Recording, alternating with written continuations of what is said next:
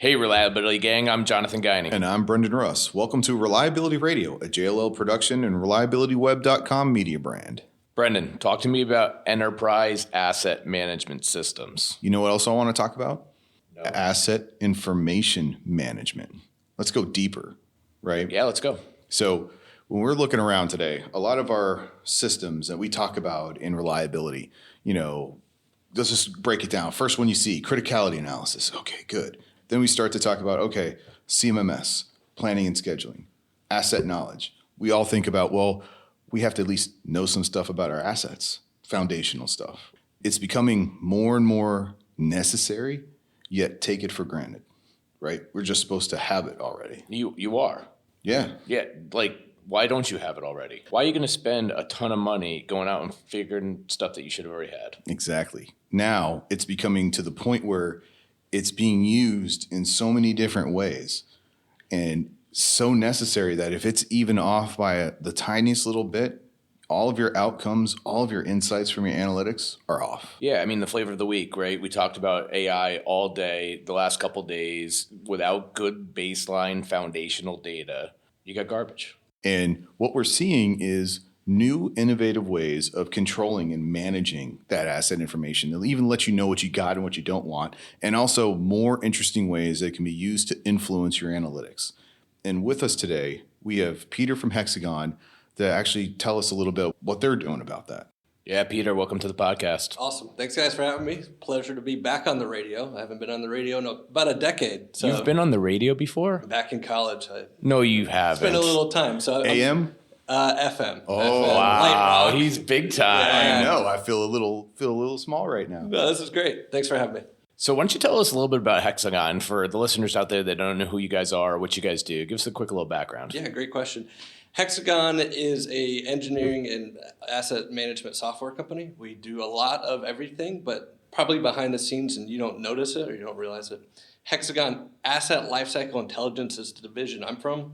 We do everything from designing and operating machines to managing and maintaining it. So anything from the design tools that your engineering team is going to use to your maintenance and operators on the field using technology to improve their days and maximize their operations. And Hexagon's formerly known as?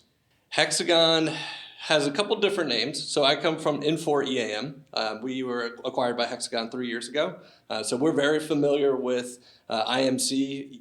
EAM has been here a lot. You may have not seen Hexagon here before. That's that introduction. And then other side of Hexagon used to be called Intergraph. Intergraph does design tools. They come out of Huntsville, Alabama. They used to work on NASA designing hardware for them. So a really strong engineering background and a great technology background with that Infor EAM side. Yeah, and a great history too. Exactly. Yeah. No, it's awesome.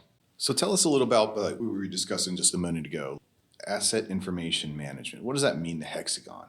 It's bridging the gap between engineering and maintenance. So many times we hear, hey, that drawing is stuck on SharePoint somewhere, or there's just that siloed divide between your engineering teams and your maintenance teams. We know we need to do work orders, we know we need to do repairs, we know we need to do our day jobs, and then sometimes to make our lives easier, we need to make changes to this machine, how it operates, how it's configured. That goes through asset information management. Where's the P&ID? Where's the drawing? Where's the design? So at Hexagon, we're breaking down those silos. We're introducing software, not just Infor EAM, not other solutions. We're really breaking down that mentality of that data flow between engineering and maintenance to optimize. It flows out to operations. We call it the smart digital reality because we have these things in front of us. We have the technology and the visualizations on the back end, and that's our smart digital reality is what is it and how do we affect it and how do we change it? What kind of information goes between all these different points? The core of it is design drawings. That's really your bread and butter between engineering and maintenance. But we can even incorporate scans, 2D, 3D, and point cloud scans. So we have partners, we have solutions. We can come in and scan your facility.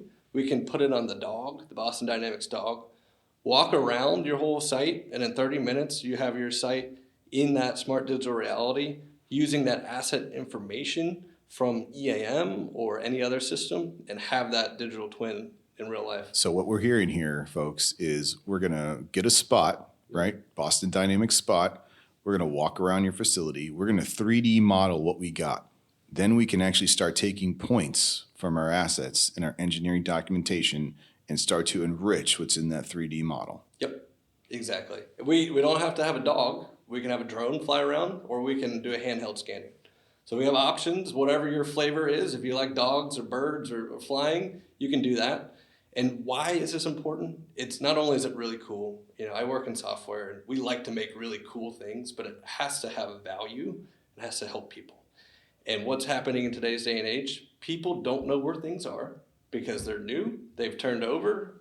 We've hired new people. We know about the great retirement, right? All the baby boomers the silver tsunami. The silver tsunami. I like the great retirement, but I might switch to the silver tsunami. It's happening and it's real.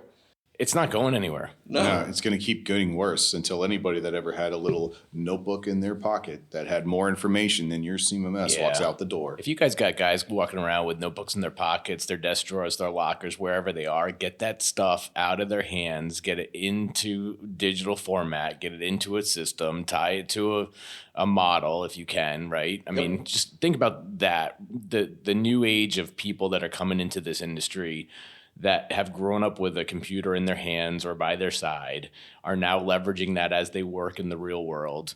You've got to embrace it, right? So, all you guys out there that are managing these functions today, spend the time and document that stuff. And just think about, like, as we get this new generation of technicians and engineers as they come in, they do learn differently.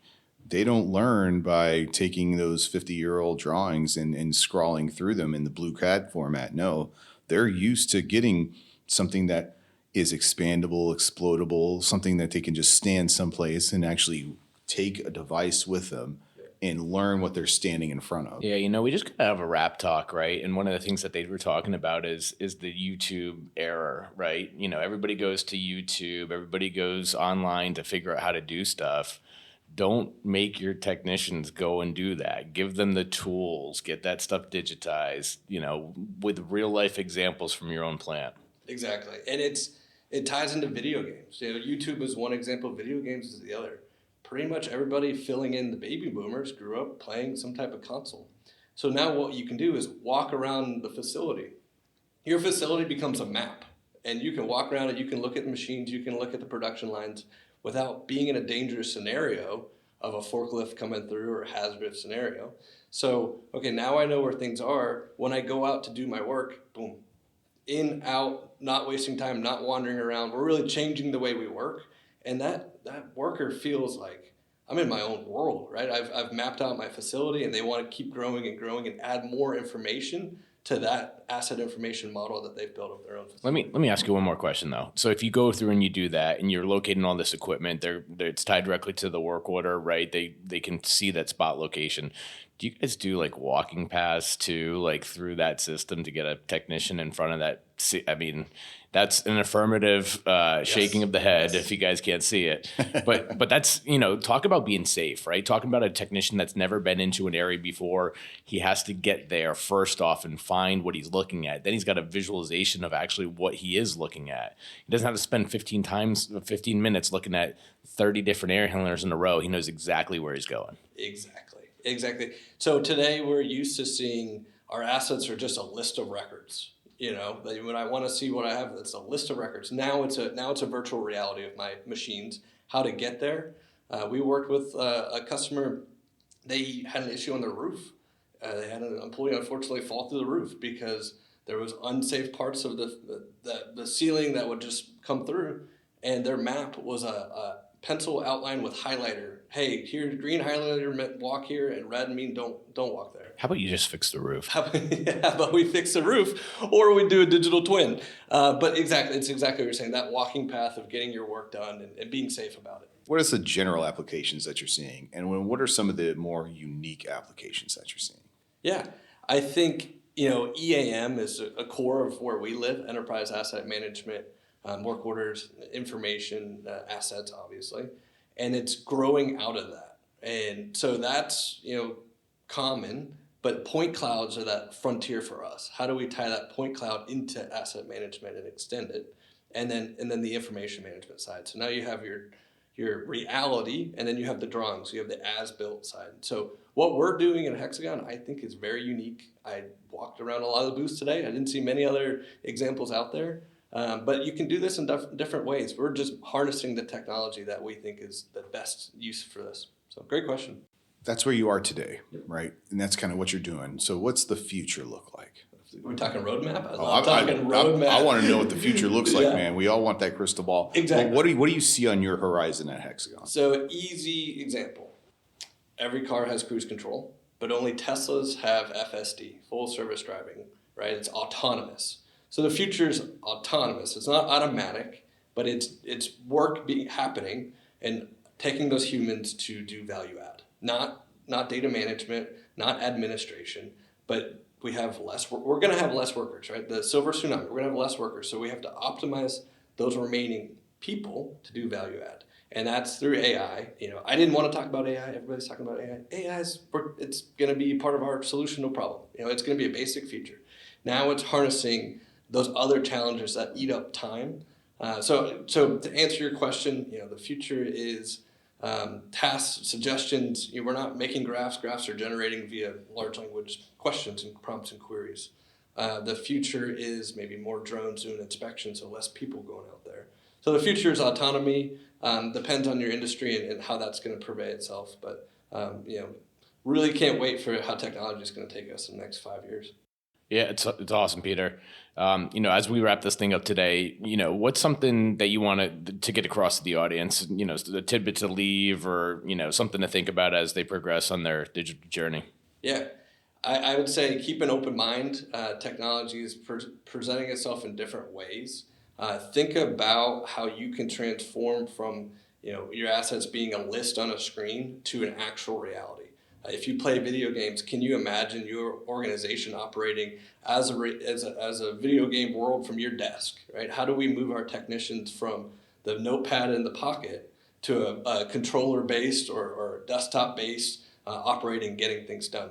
Push that limit and come see us, and we'll tell you how we see it and how you can make it a reality. Fantastic. So for those of you that are listening here and you've been to a Reliability Wood conference, you see what's out there. Not the art of the possible, but the art of the now. We've heard it here. He says AI is just going to become a standard function because it already is. So this is the value of coming to these conferences. So thank you very much for your time with us today, Peter. We appreciate you. And for those of you out there listening on Reliability Radio, we'll catch you next time.